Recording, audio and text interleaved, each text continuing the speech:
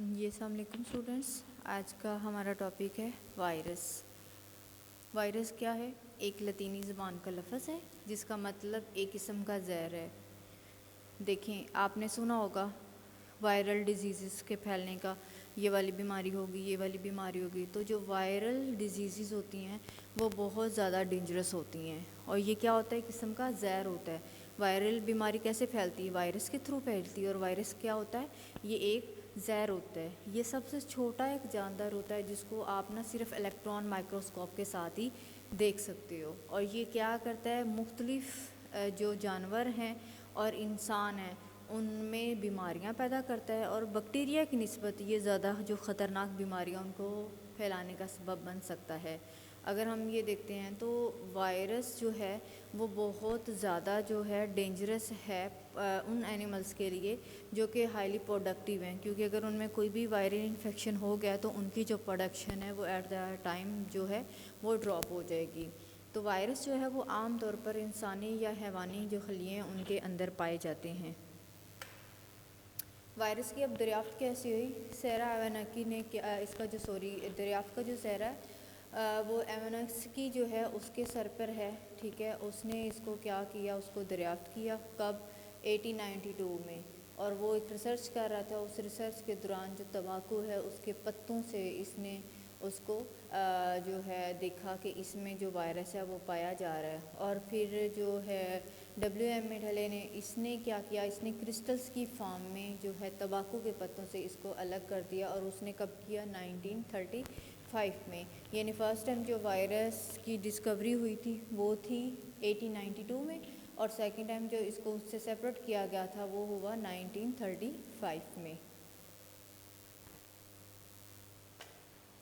اگر ہم اس کی جسامت یا اس کی جو شکل وغیرہ ہے اس کے بارے میں بات کرتے ہیں تو اس کی جو جسامت ہے وہ مختلف قسم کی ہو سکتی ہے، جیسا کہ کچھ جو وائرسز ہوتے ہیں وہ گول ہوتے ہیں، کچھ لمبے ہوتے ہیں، کچھ جو ہے وہ کثیر الاطراف یعنی ٹیڈپول سٹائل میں بھی ہو سکتے ہیں۔ تو ان کا جو ڈفرینٹ سائز وغیرہ ہے اگر آپ اس کی بات کرتے ہو تو 10.3 مائکرومیٹر تک یہ ہوتا ہے، 0.01 سے لے کے۔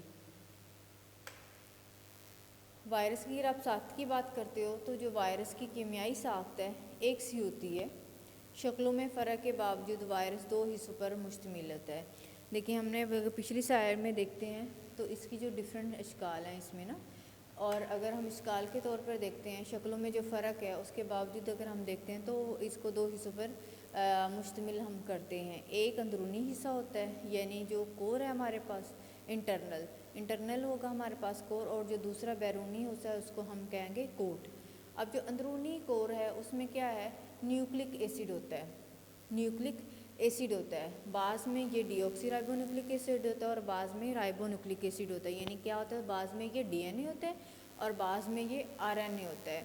اس لحاظ سے اگر آپ اس کو کلاسیفائی کرتے ہیں تو ڈی آکسی رائبو نیوکلک ایسڈ وائرس اور رائبو نیوکلک ایسڈ وائرس، یعنی کہ جو DNA کا وائرس ہوگا اس کو ڈی آکسی رائبو نیوکلک ایسڈ کہیں گے، اور جو RNA والا وائرس ہے اس کو ہم رائبو نیوکلک ایسڈ وائرس کہیں گے۔